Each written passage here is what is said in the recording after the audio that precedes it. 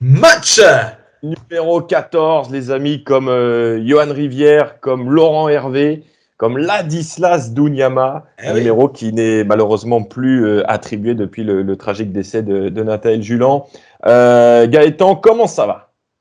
Eh ben ça va, très bien. La veille de ce Guingamp-Bastia, après une belle série là, donc forcément on a tous hâte de voir ce que ça va donner et de voir si Guingamp va enfin réussir à accrocher ce top 5. On rappelle la série actuelle des Guingampais, c'est 3 victoires et 3 nuls. Le Guingamp qui ne prend plus de buts quasiment dans ce championnat de Ligue 2. Et Guingamp qui a gagné donc à Dunkerque samedi, sous tes yeux, avec ta voix, Gaëtan, à Dunkerque. Victoire 1-0 grâce à un but de Jacques Sioué. On va parler du jeune attaquant guingampais dans quelques instants, tout comme Lenny Vallier qui a fait une première assez intéressante après sa grave blessure. Gaëtan, tu nous présenteras cette équipe de Bastia qui viendra jouer demain à Roudourou. Notre petit Pierre nous parlera de la journée de Ligue 2 parce qu'il y aura encore des confrontations à surveiller pour nos yeux guingampais.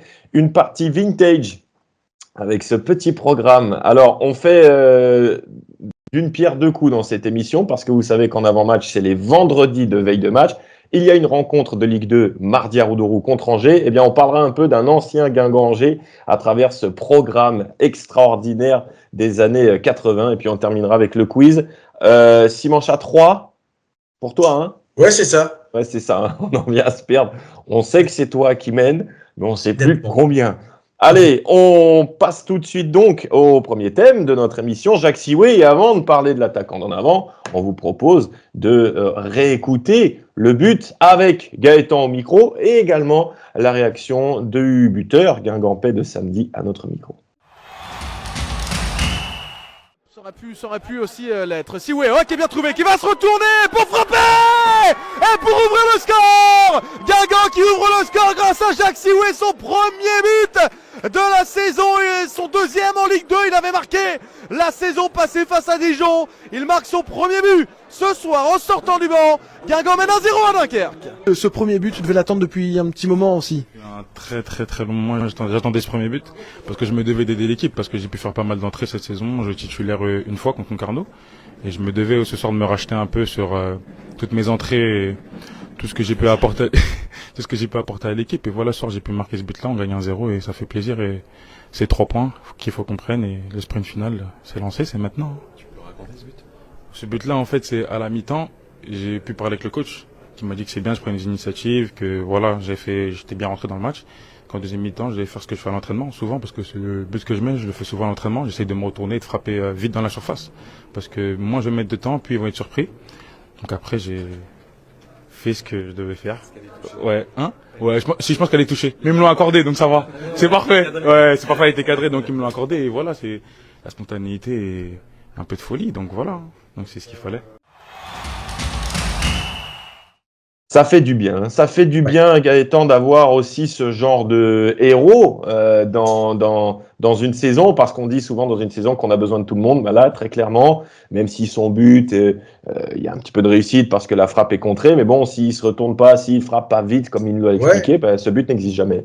Bah effectivement, il se retourne vite, quelque chose qu'il disait qu'il travaille beaucoup à l'entraînement aussi. Il fait le geste juste, il est dos au but, il est bien trouvé par Sagna. Derrière, il fait vraiment le geste juste pour essayer de marquer. C'est vrai que bon, elle est touchée, mais elle finit quand même au fond. Donc c'est de l'intention, je trouve, qui est bonne, surtout sur cette action-là. Ça va en plus au fond, dans un contexte pour lui qui n'était pas forcément évident, puisqu'il entre très tôt dans le match, après la blessure de Baptiste Guillaume, donc en première période. Contexte pas évident, et c'est vrai qu'on l'a enfin vu en lumière aussi, parce que jusqu'à présent, sur ses entrées en jeu ou sur sa titularisation contre Concarneau, il avait eu très peu l'opportunité de se mettre vraiment à son avantage, en tout cas de se créer de vraies occasions, et surtout, il n'avait jamais marqué cette saison. Ouais, exactement. Tu sais même que quand il marque, samedi, j'étais de mon côté, j'avais préparé la stat, premier but en professionnel de Jacques Sioué, événement. Non. En fait, je me suis dit, ben non, il avait marqué l'année dernière contre Dijon sur un service de Courtet, si ma mémoire ne me fait pas défaut. Voilà, c'est son deuxième but. Mais celui-là, il compte, parce qu'encore contre Dijon, c'était celui du 2-0. Ouais, c'était la 90e. 2-0 ou 3-1 2-0, hein.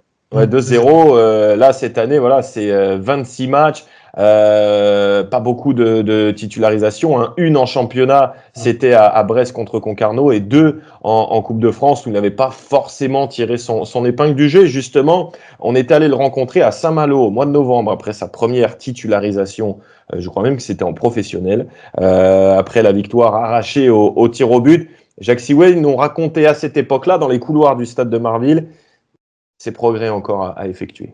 Pour que je rentre plus longtemps, je pense quand je rentre amener encore plus de folie, encore plus de profondeur, encore plus de courses.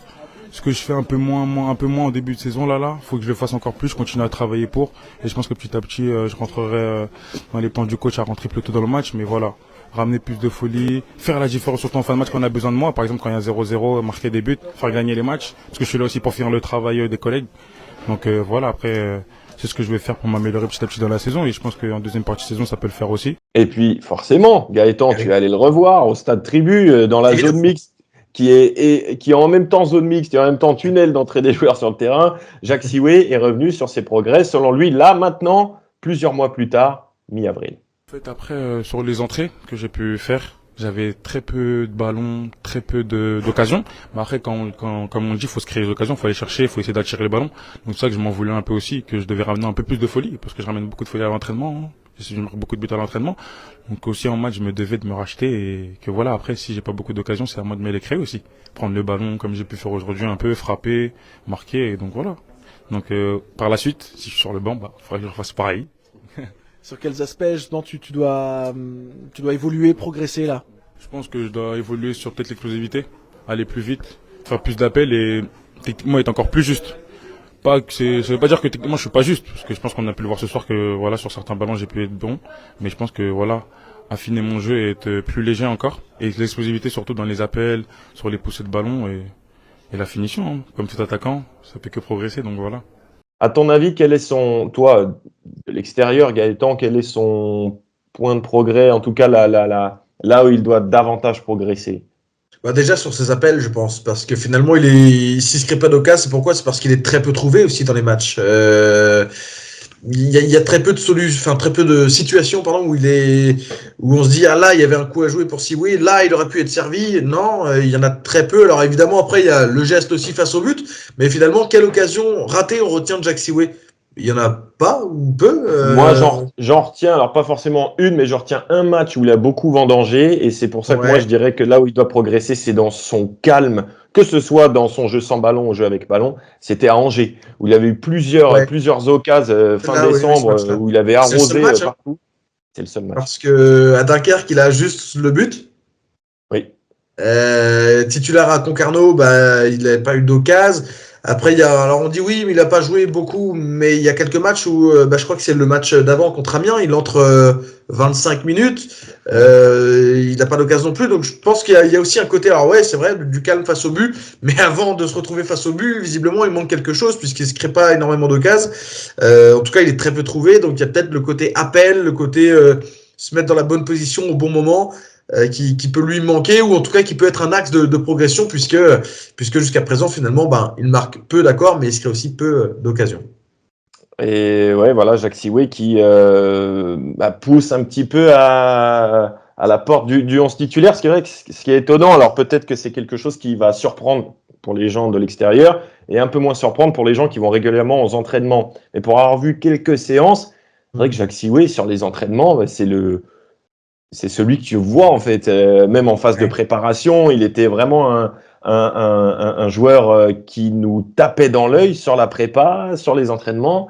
Dumont l'a dit d'ailleurs récemment pour justifier sa titularisation à Francis Leblé. Mais voilà, il a ce cap encore à franchir entre ce qui compte pas, entre guillemets, c'est-à-dire les matchs de prépa et l'entraînement, et les matchs qui comptent, voilà, les matchs officiel, donc peut-être que ce sera le but un petit peu déclic pour lui, mais comme dirait l'autre, on lui souhaite en tous les cas. Parlons d'un joueur qui nous était inconnu. Sous le maillot de Guingamp, on savait plus ou moins à quel type de joueur on avait affaire pour l'avoir suivi, notamment avec Niort ces dernières années. C'est Lenny Vallier, rappelons le contexte. Il est arrivé en cours de saison, c'était le premier choix en termes de latéral gauche au début de la saison, avant le psychodrame Quimper, il me semble. Oui, il était arrivé avant ça. Hein. C'est ça, hein. Ouais, ouais. Je pense qu'au début de la saison, on devait partir avec Quimper et Vallier. Ça s'est pas passé tout à fait comme ça, parce que Lenny Vallier, sur ses toutes premières minutes de son tout premier match amical contre Lorient au Pro Parc, eh bien, rupture des ligaments croisés, blessure terrible pour lui. Ensuite, Ndour était arrivé, puis Ben Mohamed pour occuper le couloir de Guingamp. D'ailleurs, fin de saison pour les deux, hein. Ndour et Ben Mohamed. Qu'est-ce que tu as pensé, toi, vu du stade, Gaëtan, de son match? Nous, à travers l'écran, on a vu un joueur qui a plutôt bien tenu son rôle, qui a un tout petit peu apporté offensivement. C'était pas la meilleure attaque non plus de Ligue 2 en face, mais c'était une prestation correcte et surtout, il a fait 90 minutes. Toi, au stade, qu'est-ce que tu en as pensé? 80, ouais, non, mais j'ai trouvé bien 90 minutes. Il a été solide. Dunkerque avait forcément un peu misé sur ce côté-là avec Ryan Grieb en première mi-temps qui a essayé de le mettre en difficulté. Il a, je trouve, très souvent été dans le bon tempo, venir contrer le ballon au bon moment, venir presser au bon moment. Il a fait très peu d'erreurs. Je l'ai trouvé solide et surtout, il a pas cherché à faire plus que ce qu'il pouvait faire. Pour un premier match, après de longs mois sans jouer, il a vraiment été propre dans son rôle, sans chercher à en faire davantage, mais en restant propre dans ce qu'on lui demande en priorité, c'est-à-dire défendre son côté. Et il l'a bien fait. Voilà, alors offensivement, c'est vrai, il n'y a pas eu beaucoup, un peu plus en deuxième, il a osé quelques montées, peut-être un peu plus en deuxième mi-temps, mais avant tout, ce qu'on attendait de lui sur ce match-là, c'était de bien défendre, de retrouver des sensations aussi. Ça l'a été, il a dit après le match, voilà, que c'était un peu plus dur en deuxième, mais bon, globalement, ça a tenu. Et non, c'était, je trouve, une première encourageante dans ce qu'il a montré défensivement. Voilà, on pouvait se demander est-ce qu'il allait tenir les 90 minutes, est-ce que voilà, il y aurait pas au bout de 70 un changement. Ça n'a pas été le cas et j'ai pas eu l'impression qu'il ait souffert vraiment non plus pour tenir jusqu'à la fin du match. Donc non, c'est assez encourageant. On l'a eu évidemment en zone mixte après le match. Il était aussi lui satisfait de retrouver les terrains. D'ailleurs, il est revenu sur ces longs mois de blessures, ces longs mois d'absence. Comment les a-t-il vécus? C'était au micro après le match à Dunkerque. Au début, c'était compliqué. Après, dès que j'ai pu retourner sur le terrain à courir, ça allait un petit peu mieux.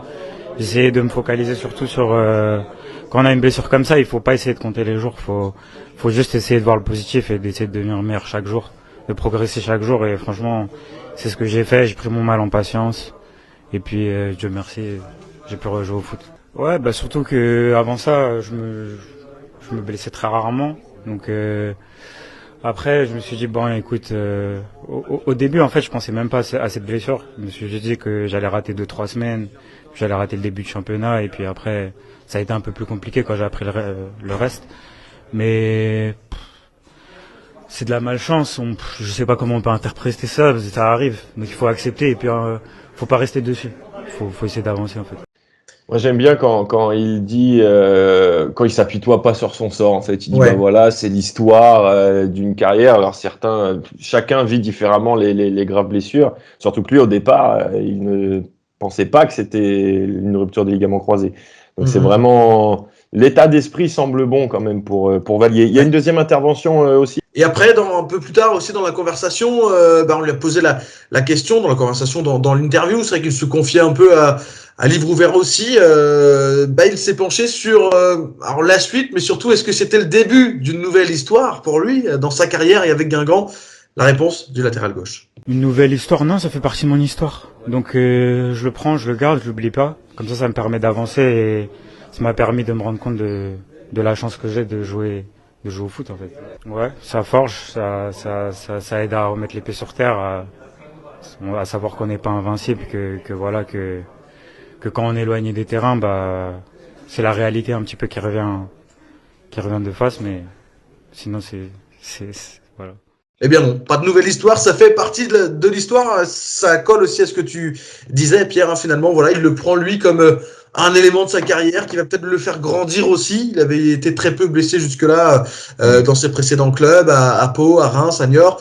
Voilà, une première grosse blessure dans sa carrière, on espère pour lui qu'il n'y en aura pas d'autres, mais il va se construire, se nourrir aussi de ça pour la suite. En tout cas, ce qui est très intéressant pour Guingamp à l'orée de ce sprint final où Guingamp va jouer quasiment que contre des concurrents directs, c'est d'avoir un nouvel élément à ce poste-là, sinistré, même si Marronnier a très très bien repris le poste. Là, surtout en cette semaine à 3 matchs, je pense que les deux vont, en plus Sivis revient de suspension, donc on devrait voir un roulement entre Marronnier et Vallier. Possible. On peut imaginer Marronnier jouer Bastia et Pau une semaine après, et puis voir Vallier sur le match d'Angers en milieu de semaine. En tout cas, c'est vraiment une bonne nouvelle à ce poste qui est sinistré depuis des mois, voire des années. On en a suffisamment parlé comme ça. Projetons-nous vers cette nouvelle journée de Ligue 2, Gaëtan. Guingamp, Bastia, c'est un des rares clubs de la deuxième partie de tableau. C'est même, je crois, le seul à l'heure actuelle qu'en avant va avoir à affronter d'ici la fin de saison. Effectivement, Bastia qui joue le maintien, 40 points pour les Bastiais, alors qui sur le terrain en ont obtenu 41, mais ils ont eu un point de pénalité. Une équipe qui va quand même beaucoup mieux, 3 matchs consécutifs sans défaite, 2 victoires, 1 nul. Ils ont été gagnés à Bordeaux, notamment la semaine dernière, 3-2. Et c'est une équipe qui va mieux aussi à l'extérieur globalement, puisque sur les 5 derniers déplacements, 3 victoires pour les Bastiais. Donc voilà, ils voyagent mieux aussi, ça prend beaucoup plus de C'est pas commun pour les équipes corses, généralement. On est meilleur à la maison. Domicile. Mais ils ont bien meilleur bilan à domicile, ceci dit. Ils ont pris 25 points à la maison, donc ça se passe quand même mieux. Mais à l'extérieur, voilà, ils retrouvent des couleurs aussi, les Bastiais, et ça va surtout mieux depuis un moment précis, l'intronisation du duo Lasland-Moretti à la tête de cette équipe. C'est un duo qui est arrivé lors du derby face à Ajaccio, derby d'ailleurs remporté ce jour-là, et depuis la prise de fonction du duo, c'est 1,7 points par match pour le Sporting Club de Bastia, contre 1,09 auparavant, donc il y a quand même un vrai pas de franchi, ça va vraiment plus vite pour les Bastiais, et tout cela... c'est aussi grâce à l'efficacité d'un homme, notamment devant, qui n'avait pas marqué lors des 16 premiers matchs. C'est Miguel Alfarella, un buteur un peu ressuscité. Il a marqué 9 buts lors de ses 15 derniers matchs. Donc, et 9 buts pour lui, c'est le triple de son record jusque-là en Ligue 2. Il avait fait 2 saisons à 3 buts avec le PFC et Bastia. Là, il en est à 9. Donc, voilà, c'est signe, tout ça, tous ces chiffres, que ça va mieux pour Bastia d'une manière générale. Depuis l'arrivée donc du duo Lasland-Moretti, ça va mieux à l'extérieur, et ça va mieux aussi pour le buteur Miguel Alfarella. 9 buts, on le disait, lors des 15 derniers matchs. L'équipe qui a pris un petit peu ses distances aussi avec la zone rouge, 5 points d'avance. Ça reste maigre, mais voilà, il y a quand même un peu d'air pour les Corses avant de venir à Guingamp. Deuxième d'ailleurs déplacement d'affilée pour Bastia, puisqu'ils étaient déjà en déplacement la semaine dernière, on le disait, à Bordeaux. Et ce qui est fou, c'est qu'ils sont pas si loin que ça de nous. Ils sont qu'à 6 points. Ouais. On est à 2 points du quatrième. J'ai 47 et 4. Ah oui, non, pardon. Sur Foot Database, ils sont à 41. Ils n'ont pas enlevé Ils ont le point de moins, 40. Ils sont à 7 points. Bon, ça va. Attends, on est large finalement. Ouais, super. Justement, le classement de Ligue 2 et les matchs à suivre, ils nous sont présentés comme la semaine dernière et comme d'ici toute la fin de saison par Pierre, l'autre Pierre. Bonjour à toutes, bonjour à tous. C'est la 33e journée de Ligue 2. On va se pencher ensemble sur les rencontres qui vont nous intéresser ce week-end, notamment Rodez-Auxerre. Affiche entre les 2 meilleures attaques du championnat. Rodez est 7e du classement, compte le même nombre de points que Guingamp. Auxerre est leader. Ce sont 2 équipes qui se sont inclinées lors de la dernière journée. Pour Rodez, c'était face au Stade Malherbe-Caen, un concurrent direct donc au barrage. Pour la GIA, c'était face à l'avant-dernier du championnat, Quevilly-Rouen, sur un score spectaculaire, 4-3 à l'issue de cette rencontre en faveur des Normands. Auxerre devra faire sans 2 joueurs majeurs, celle de Gideon Metsa, l'un de ses défenseurs titulaires, et Dissa Soumaré, qui sont tous les 2 suspendus.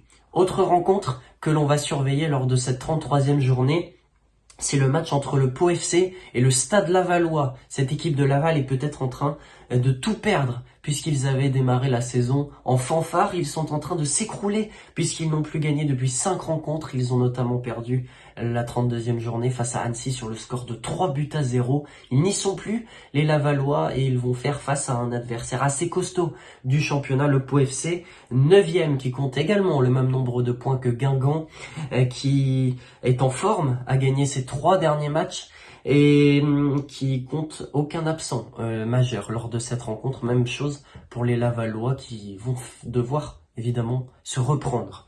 On suivra également avec attention la rencontre du Stade Malherbe-Caen, 6e du championnat, qui compte 1 point d'avance sur l'en avant et qui affronte lors de cette 33e journée l'AC Ajaccio, 12e du championnat.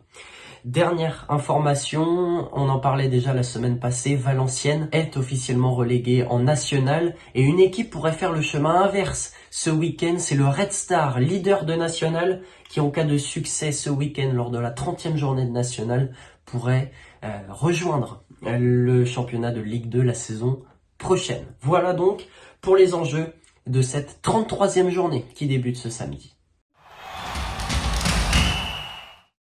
Quel est le match, Gaëtan, toi, qui te plaît le plus? Je ne sais pas, mais le résultat que tu vas regarder directement après celui de Guingamp. Bon, il y en a un, je pense, qui est un petit peu, ouais, tout trouvé. Enfin, quoique, oui et non. Moi, je vais regarder assez vite Ajaccio-Caen pour voir où en seront les Canets, parce qu'Ajaccio, bon, est un cran derrière, mais mine de rien, si Ajaccio gagne en fonction du résultat de Guingamp, ça peut revenir un petit peu sur en avant. Je vais regarder Ajaccio-Caen et puis je vais regarder le résultat de Rodez aussi, parce que on pourrait parler du Paris FC, mais je pense que les Parisiens... Rodez, ils jouent à 15h contre Auxerre. Oui, c'est vrai. Je pense que les Parisiens, eux, vont gagner. Bon, il y a le match de Laval aussi à surveiller, Pau Laval. C'est vrai que c'est... Mais ouais, je vais regarder Caen, moi. En fait, c'est le résultat de Caen, surtout. Et après, ouais, celui de Rodez, un petit peu plus tôt dans l'après-midi. On verra ce que ça aura donné. Évidemment, celui de Laval, mais Laval, en fait, ils sont surtout à surveiller chez eux, parce que c'est chez eux qui lâchent des points, essentiellement. Donc, bon, à voir ce que ça donnera sur la pelouse de Pau. Mais ouais, j'ai bien envie de voir surtout ce qu'ont fait les équipes qui sont devant, Caen, Rodez. Le PFC, je pense que ça gagnera. Donc, bon, je regarderai évidemment, mais avec un œil moins surpris si je vois la victoire, quoi. C'est vrai, il y a une phrase que j'ai bien aimée de Stéphane Dumont et qui résume parfaitement la fin de saison qui nous attend et qui attend un paquet d'équipes. C'est qu'il dit chaque semaine, il y aura une équipe éliminée. Tu sais, c'est comme dans le Tour de France, quand tu arrives dans la montée finale. Là maintenant, c'est plus des mecs qui attaquent, c'est une élimination par l'arrière. T'en as qui roulent, qui imposent le rythme et qui dictent le tempo, et en fait, c'est à l'arrière du peloton que ça lâche. Et c'est un peu l'image qu'il y a sur cette fin de saison, parce qu'on peut dire que, alors, ils sont pas éliminés définitivement, mais c'est vrai que Ajaccio, Grenoble, avec leur série récente, ils sont un peu loin quand même du top 5. Alors, Ajaccio a battu Saint-Etienne la semaine dernière. Ouais, c'est vrai, mais il y a quand même. Mais bon, je les vois pas revenir. Points. 7 points à 6 matchs de la fin, bon, pourquoi pas, il faut jamais les enterrer. Et là, tu vois, il y a Amiens aussi qui est pas très loin de lâcher. Comment on dit? Ils font l'élastique à l'arrière du peloton. Ouais. Voilà, nous, on est dans le milieu de ce peloton-là. On va voir si en avant on va réussir à encore une fois, bien soigner sa fin de saison pour avoir quelque chose de très sympa, dans une ambiance évidemment particulière. Le Cop Rouge toujours en sommeil, et ce malgré la réunion avec le club. Donc là, forcément, maintenant, par rapport au Cop Rouge, on en a parlé évidemment la semaine dernière.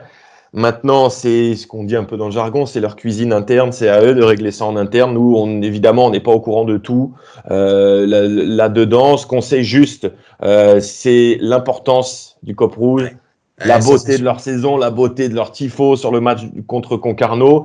Et ce qu'on sait aussi, c'est que là, c'est à d'autres personnes de prendre le relais provisoirement. Voilà, on a vu beaucoup de comptes sur les réseaux sociaux, beaucoup de gens qui ont manifesté leur envie d'aller quand même en tribune Umbro, la tribune latérale ouest, et de chanter et de pousser. Alors, essayons de nous organiser, essayons de faire en sorte qu'il y ait quand même une grosse atmosphère pour pousser les Guingampais dans cette fin de saison. On rappelle, Guingamp va jouer 4 fois à Roudourou, donc voilà. Essayons vraiment de porter, de pousser l'équipe, chacun dans son domaine, pour les emmener vers une fin de saison qui pourrait être très, très sympa à vivre. Encore une fois, moi, je parle pas de Ligue 1, je parle juste d'émotion. Je veux juste vibrer dans cette fin de saison. On retourne en Ligue 1, c'est cool, mais simplement vibrer et s'offrir un truc à la fin. C'est ce qu'on attend, parce que depuis la descente en 2019, il y a 5 ans, il n'y a pas eu d'émotion vraiment sur une fin de saison palpitante. Il y a eu la saison 2020-2021, mais émotion plutôt la peur de la relégation pendant un temps. pendant un longtemps. Mais c'est la seule émotion. Il n'y a pas eu d'émotion palpitante pour se dire Positive, peut-être ouais, Perrault. ouais.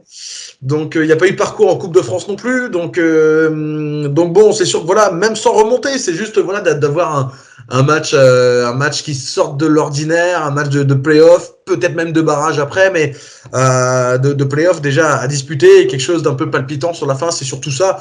Après, ça monte pas, c'est encore autre chose. Mais oui, de vivre quelque chose, parce qu'au bout de 5 ans, bon, ça commence à faire un petit peu long quand même. Un petit peu long, c'est vrai. Bon, il y a eu le Covid entre-temps, mais Ouais, voilà, ouais, et c'est pour ça, on sent qu'il y a une. Je sais pas ce que tu en penses, mais quand tu regardes les réseaux, alors ça dépend lesquels, tu as toujours certains qui sont plus grincheux que d'autres, etc. Mais t'en as, t'as l'impression qu'ils sont toujours avec un frein à main, mais immense. Tu as un frein à main de Hummer Limousine. Mais ok, c'est pas la saison la plus palpitante. À domicile, on n'a pas un Guingamp ultra pétillant non plus. Mais c'est un Guingamp solide qui a ses défauts, qui a ses faiblesses. Mais regardez le classement. À 6 matchs de la fin, on est à 2 points du 4e. À quel moment vous allez desserrer le frein à main et juste un tout petit peu kiffer? Un tout petit peu se dire, tiens, il y a un truc sympa à jouer, ça fait longtemps. Voilà, les gars, Conscient évidemment des faiblesses qu'il peut y avoir aussi, mais oui, bon, c'est profiter un peu de ce moment où il peut se passer quelque chose, quoi. On va avoir les petits guilis dans le ventre si on continue comme ça avant les matchs. Donc c'est cool, profitons et chantons. Essayons de chanter. Moi, demain, s'il faut taper fort sur la table de la tribune de presse et faire tout trembler, moi, je le fais, je peux te le dire. Et puis mardi, toi, tu seras là, hein, donc Oui. je compte sur toi aussi. On amènera les fumis en tribune de presse, il n'y a pas de problème.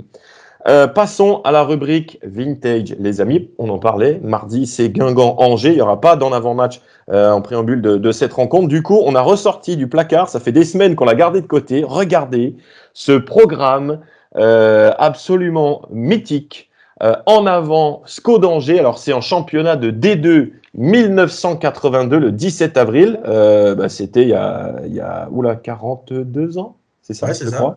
Quasiment jour pour jour. C'était évidemment à Yves Jaguin. Et alors, on le feuillette et vous pouvez voir ici à l'écran, il y a 2-3 choses qui nous ont un peu attiré l'attention. Regardez la souscription, par exemple, en page 4.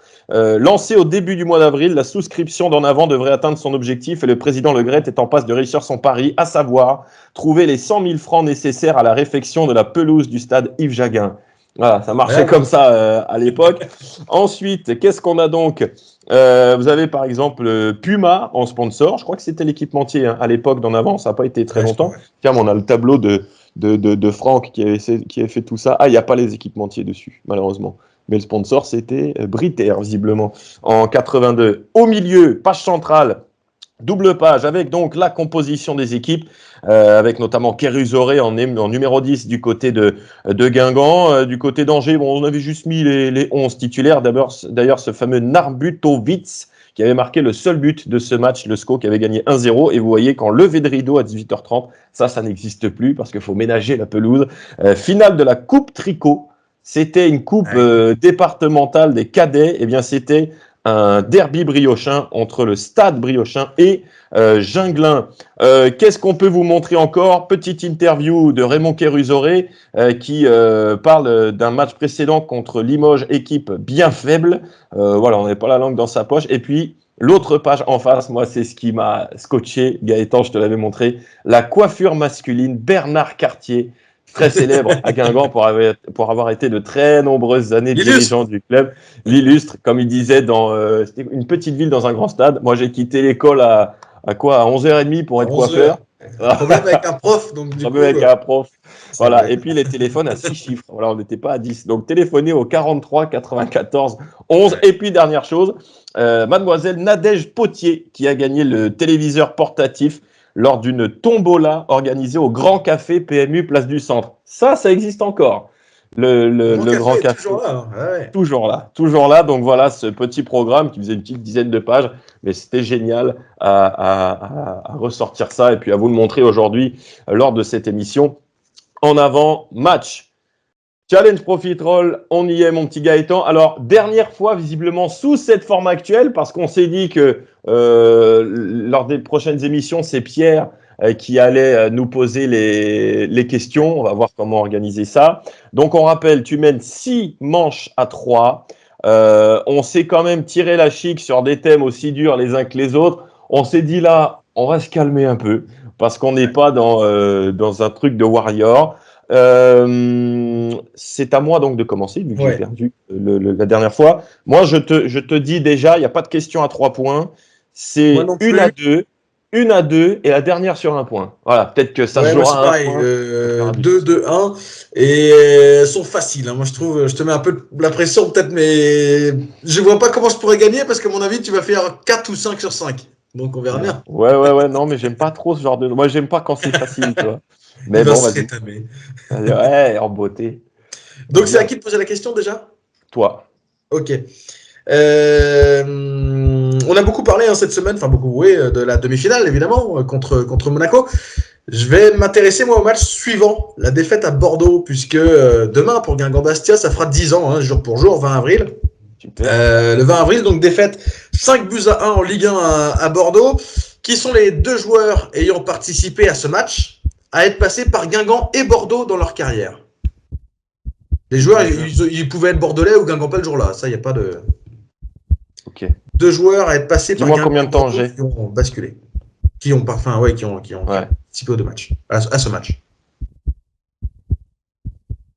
Oula, non, c'était pas Johnson dans le but. Il dit, mais Lossel. Non, Lossel, il devait signer à Bordeaux. Il n'a pas signé, je crois. Hein. Je ne me rappelle plus. Attends, à Guingamp, j'en vois pas. Ah, si. Alors, regarde. Écoute, il me reste combien de temps là? 10 secondes là, je pense. Ouais. J'ai pas mis le chrono. Non, mais... j'en ai 2 et j'en ai 1 de chaque côté. Écoute, je vais te dire Cédric Carasso. C'est bon. Et Younous Sankaré. C'est bon. 2 sur 2. Lossel, ça aurait été beau. Lossel, il devait signer à Bordeaux à un moment. Ouais, il devait signer, mais c'est l'année où Bordeaux descend de Ligue 1 en Ligue 2. Et surtout qu'il n'était pas à Guingamp, c'est l'année d'après, Lossel. Ouais, il n'était pas à Guingamp l'année-là. Et il n'avait pas signé à Bordeaux, puisque Bordeaux avait dû attendre pour homologuer des contrats, et lui avait préféré ne pas attendre. Donc il n'avait pas rejoint Bordeaux, et il n'était pas à Guingamp l'année-là. Je suis passé à 2 doigts d'un truc absolument scandaleux. Bon, alors moi, je vais te ressortir pour la première question à 2 points, la question que je t'avais gardée de la semaine dernière. C'est un scénario. Concentre-toi, 1 point pour le match et 1 point pour la saison. Sarr, 44e. Tasfaout, 50e. Huard, 81e. Malouda, 90 plus 2.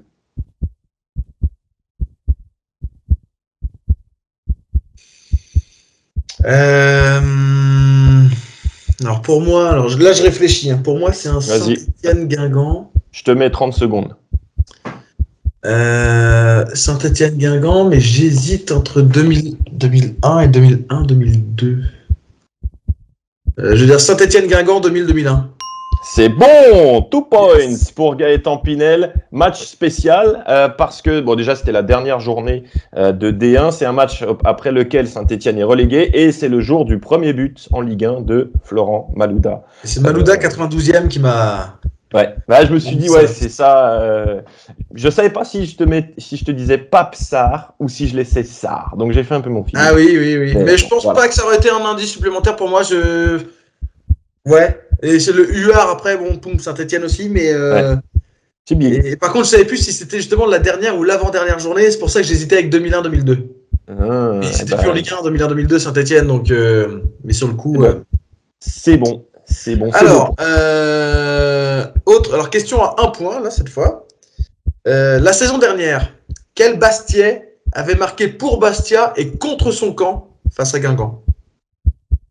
Doumé Guidi. Non. Ah non, c'est Caïboui. Guidi, c'est l'année d'avant. Non. Raté.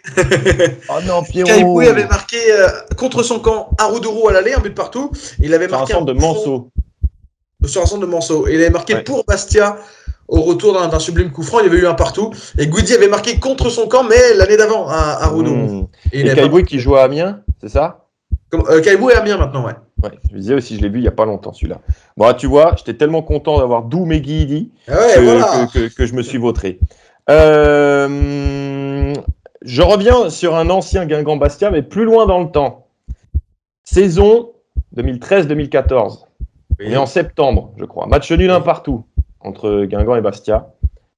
Question sur 2 points. On se souvient qu'en fin de match, Guingamp avait obtenu 2 pénaltys après la 88e.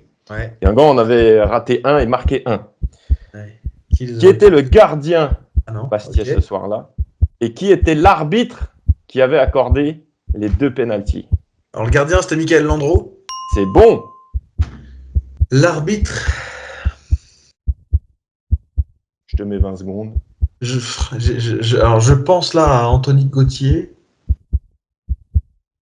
15. Ouais, je dis Anthony Gauthier. C'est pas bon. C'était un autre chauve. Tony Chaperon.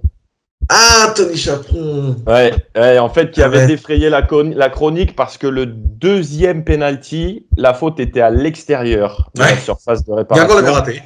Et Guingamp l'avait raté. Il y a une justice dans le football. Voilà. Et je me souviens avoir croisé Toto Schilacci après le match.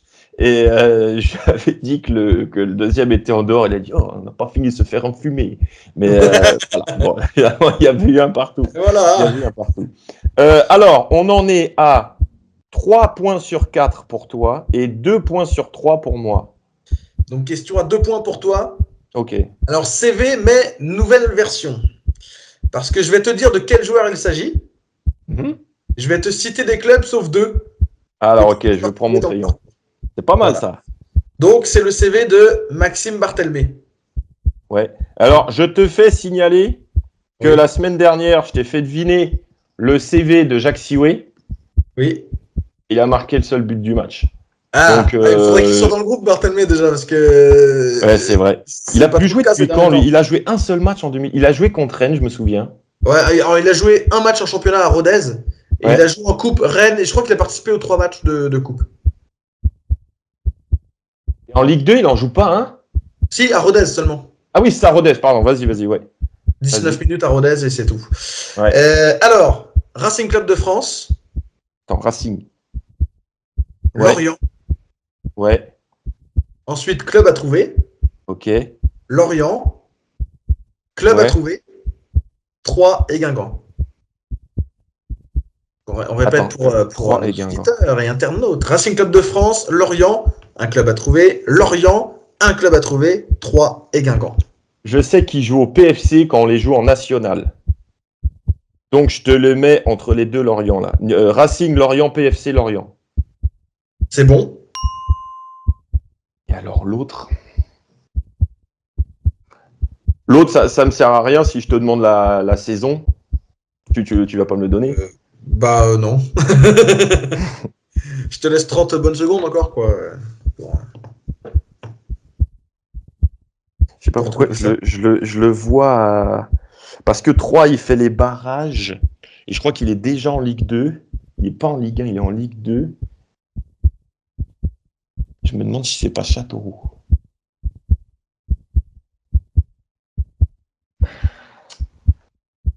Combien de temps il me reste? 5 secondes. Ah! Ouais, je vois personne d'autre que Châteauroux. Donc je te dis c'est toi. Eh ben c'est bon. Châteauroux. Oh là là c'est là la là. bonne réponse. Il avait joué là-bas d'ailleurs avec Livolan, avec Mandane. C'était en Ligue 2. Alors avec 3, il fait pas le barrage, hein, je crois pas. Avec 3, il monte direct, il est champion de Ligue 2. Ah oui, c'est. Mais, Non, je confonds avec Brian Pelé, pardon. Brian Ah Pelé. Bon, mais c'était bien le PFC et Châteauroux. Bon, tu vois, mais c'était pas compliqué. Hein.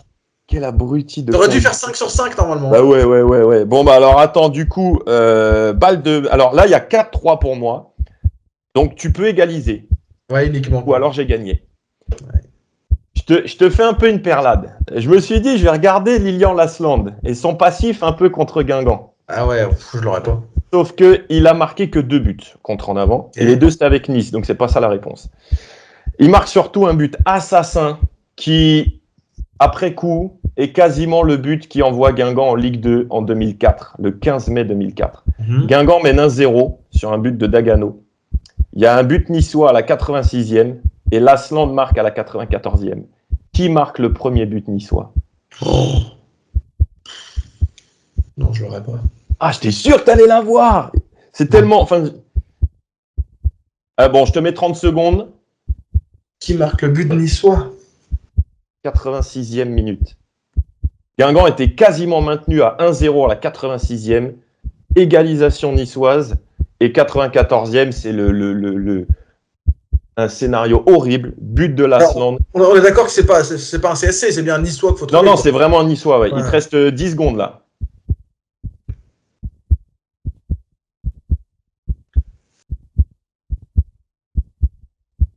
2, 1, top. Je vais dire. Mais je pense pas qu'il était déjà là. Cyril Roll. Non. Sami Traoré. Ah, j'ai failli dire Traoré en plus. Ah là là, c'était chaud. J'ai hésité entre Roll et Chouafni et Traoré. Et Chouafni, je me suis dit non, il était pas là. Ah là là, mon petit Pinel, alors. J'avais un doute et je me suis dit non, Traoré était pas encore là non plus. Eh ben, tu sais qu'en plus, à l'aller, Nice gagne 2-0 et les buteurs, c'était Traoré et Lasland. Déjà. Oh là là, je me sens j'aurais bien. dû. En fait, je l'avais. Ouais, j'y pensais, mais j'hésitais et je me suis dit non, c'était pas Traoré en fait. Aïe, aïe, aïe. Bon, bah écoute. Défaite. Hein. c'est- Là, j'ai été ça- vraiment très trop gentil. Ouais, bah oui, mais bon, ça équilibre avec Le les jeu, trucs. Après, est-ce que j'ai été méchant? Moi, je trouve pas. J'étais sûr que Traoré, t'allais l'avoir. Traoré, c'était pas facile. Ouais, Mais c'était quoi les questions d'avant? Je sais plus. je sais plus. Arbitre et gardien Guingamp-Bastia. Ouais, l'arbitre, c'était pas évident. Le gardien, ouais. Ouais, bon. Et Impeccable. l'arbitre, ouais, je me souviens que c'était un chauve, mais j'ai dit que. Il y en avait tellement. Moi, je suis content. Moi, je vais pas faire des cauchemars de Kylian Cailleboué, parce que vraiment, vous avez vu, je l'avais. Hein. Bon, Ouais, les tu l'as amis, dit trop tôt. on oublie le plus important, parce que c'est pas nous qui comptons. Surtout pour cette émission, les amis, on vous parlait de Guingamp-Angers. Eh bien, notre partenaire Job & Box vous offre 2 places pour le match contre Angers, mardi, et bien placé, hein, il me semble. Pour cela, il faut répondre à la question suivante, chers amis. Quel joueur de champ de Guingamp compte le plus de minutes passées sur le terrain en Ligue 2? Quel est le joueur de champ qui a le plus de temps de jeu cette saison en Ligue 2 avec Guingamp? Vous nous répondez par message privé, sinon tout le monde va voir votre réponse. Et pas en Et- commentaire. Oui, pas en commentaire. Eh bien, le premier qui nous donne la bonne réponse, eh bien, gagnera ces 2 places pour Guingamp-Angers. Voilà, les amis, pour en avant-match. Rencontre demain, donc, Guingamp-Bastia.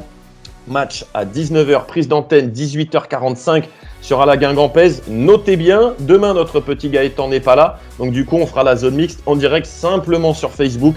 On la mettra, je pense, dimanche matin en rediffusion sur YouTube. Et je Voilà, veux préciser que les places, Vas-y. d'ailleurs, pour Guingamp-Angers, c'est en tribune honneur balcon, donc à l'étage. c'est les Donc, meilleurs du sympa. De l'aveu de beaucoup, c'est les meilleurs du stade. J'ai pas vu assez de matchs là-bas, j'en ai pas vu du tout d'ailleurs. Mais ouais, c'est vraiment sympa. Voilà les amis, en avant, match. Et puis, à mardi, Gaëtan. À mardi. Bon Ciao. week-end, bon match.